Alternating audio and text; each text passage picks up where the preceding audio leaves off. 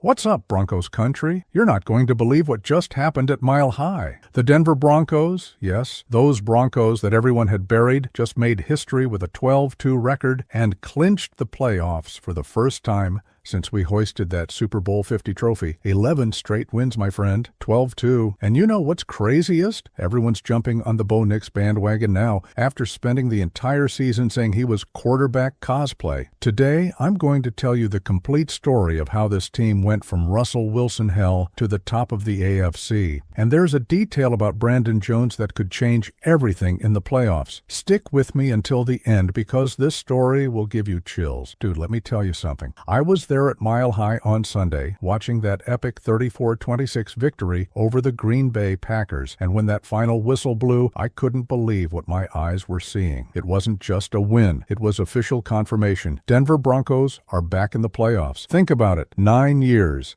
9 years of drought, brother. Since 2015, when we destroyed the Panthers in Super Bowl 50 with that monstrous defense. Since then, pure agony. We watched Peyton Manning retire as a legend, watched Trevor Siemian try, watched Case Keenum fail, Joe Flacco give us a spark but couldn't hold on, Drew Lock promise but not deliver, Teddy Bridgewater be mediocre, and then Russell Wilson. Oh, Russell Wilson. This guy literally almost destroyed our franchise, man. $85 million in dead cap. The largest salary cap hit in NFL history. We were tied up, suffocating, with no room to breathe, and all the analysts from ESPN, Fox, The Ringer, everyone buried us. The Broncos will take a decade to recover from this, they said. You can't win with all that dead cap. But Sean Payton, this guy is different, man. He came here and said, screw the dead cap. Screw the expectations, we're doing this our way. And in the 2024 draft, when everyone was questioning the pick of Bo Nix at 12th overall, Peyton called in to Pat McAfee Live and said, I'm in love with this kid. He's going to be top 5 in all the important metrics. And dude, look where we are now. Bo Nix, the quarterback that Benjamin Solak from The Ringer said was cosplaying as a starting quarterback, just threw for 302 yards, 4 touchdowns, and 0 interceptions against one of the best defenses in the league. The same Benjamin Solak is now on Twitter gushing about Bo Nix. Where were you 2 months ago, buddy? The playoff spot didn't come easy. This 12-win streak is the second best in franchise history. We've only been beaten by that legendary 1998 team that had John Elway at the end of his career. 11 straight games, man. And it wasn't against weak teams either. We rolled over the Packers, who were 9-4-1, the Commanders in overtime in Washington, the Colts, who were fighting for playoffs, the Raiders, twice. And the best part? We can still clinch first place in the AFC West. According to league insiders, if we beat the Jaguars in 2 weeks, the division is ours. And then? Imagine the scene. After 9 years in the desert, we're back in the playoffs, and on top of that, as division champions? It's pure poetry, man. Now comes the part you might not know, and this is where the story gets even crazier. During the game against the Packers, Brandon Jones, our starting safety who came from the Dolphins, suffered a pectoral injury, the guy who was fundamental to that secondary that turned Mile High into the most restricted airspace in the NFL. According to Ian Rappaport, he's getting an MRI. And, dude, we've been through this with Pat Surtain too. If it's a complete tear, he's out for the rest of the year. If it's a grade 1, 2, or 3 injury, he could be back in 4 weeks, just in time for the playoffs. But here comes the plot twist that nobody is talking about. We have P.J. Locke. This guy, man. This guy. You remember the story? Last year he played against the Chargers with a fractured rib. The next week against the Detroit Lions, he didn't have medical clearance to board the plane because of cabin pressure, but somehow he was cleared to play football. So he drove for 19 hours in a trailer to Detroit and had an incredible game. P.J. Locke personifies everything this team represents now. Grit, determination, that next man up mentality. He was a starter last year on one of the best defenses in the league. And yesterday, when Brandon Jones went out, There was no drop-off in performance, none. And there's more. Jada Barron, our first-round rookie, could come into play too. Draft experts said since May that his natural position would be safety, but you weren't going to take Talanoa Hufanga or Brandon Jones out of the starting lineup right away. Now, it might be his time to shine. Unlike the Green Bay Packers, who lost Micah Parsons for the rest of the season and saw their Super Bowl chances evaporate, we have depth. We have options. And that's what separates good teams from great teams. But you know who else is being absolutely underrated? Zach Allen. This guy reached his second consecutive season with 40 quarterback pressures. 40. You know who never managed to do that twice in a row? Aaron Donald. Aaron Donald, my brother. And nobody's talking about Zach Allen as one of the best defensive tackles in football. This is where the magic really happens. Remember that confusion before the game against the Packers? The guys tried to run through our warm-up, staring us down like we're the tough guys here. And then Dre Greenlaw, who barely came back from injury, got into it and said, "Hey, you're not running through. This is our side of the field, man. Get out of here." That scene sums up everything about the culture Sean Payton has built here. This team is united in a way I haven't seen in years. You see Michael Bandy scoring a touchdown, Lil Jordan Humphrey catching clutch passes, Troy Franklin finally connecting with Bo Nix.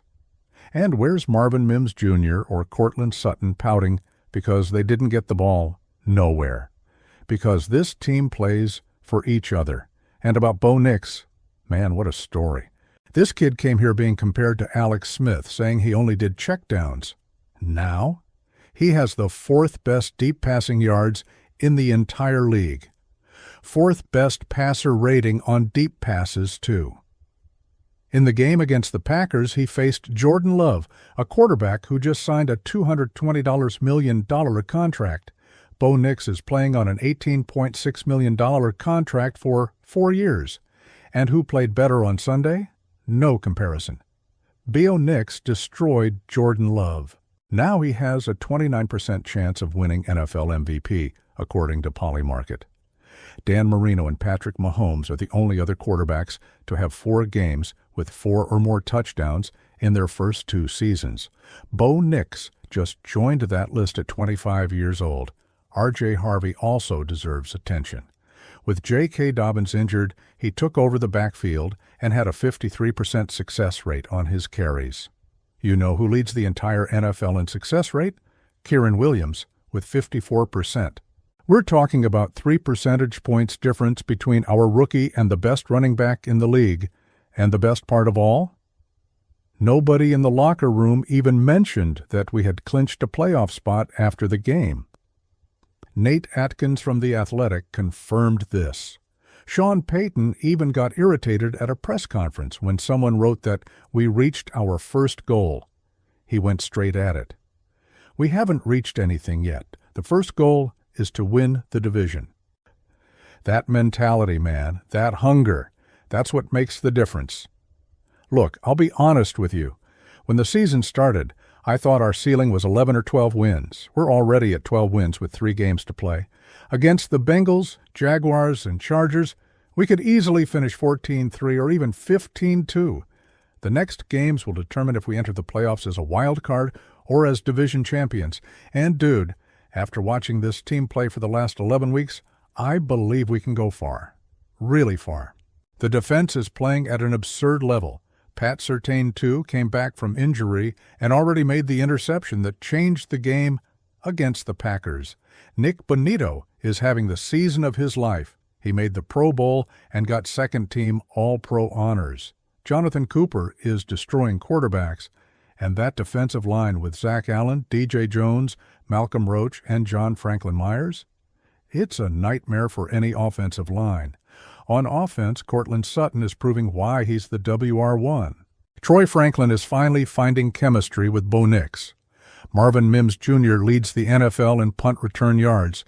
Jaleel McLaughlin and R.J. Harvey form a dynamic duo in the backfield. And that offensive line, Garrett Bowles just signed an $82 million extension. Quinn Minard's got $80 million. Luke Wattenberg just got $48 million. Mike McGlinchey is dominating on the right. We're building a dynasty, man. Think about it. Russell Wilson almost destroyed this franchise. 2 years later, with the largest dead cap in NFL history, we're 12-2 and clinch the playoffs. In 2026, when that dead cap finally comes off the books, we'll have $100 million to spend in free agency, and we'll still have high draft picks. So here's my message to you, the fan who suffered with me these 9 years. Block off late January and early February, because we're going to watch the Denver Broncos go deep in these playoffs. You can laugh, you can doubt, but I'm seeing the same magic I saw in 2015. That dominant defense, that quarterback who makes plays when it matters most, that coach who knows exactly how to win big games, that locker room culture that simply refuses to lose. The Packers came to Mile High thinking they were going to intimidate us. They left with their tail between their legs, 34-26. The Chiefs, we put up 38-0 on them, 38-0. The Falcons, 38-6. The Browns on Monday night, massacre. And you know what else? We're still improving. Bo Nix is growing every week. The defense is getting more dominant. Sean Payton is adjusting the playbook perfectly for our roster. I don't know if we're going to win the Super Bowl this year, but I know we have talent, we have culture, we have momentum, and we have hunger. And in football, that's worth a lot. So I ask you, are you in or are you out? Because the train has already left the station, man. And it's running toward Levi's Stadium in February. Broncos Country. Let's ride.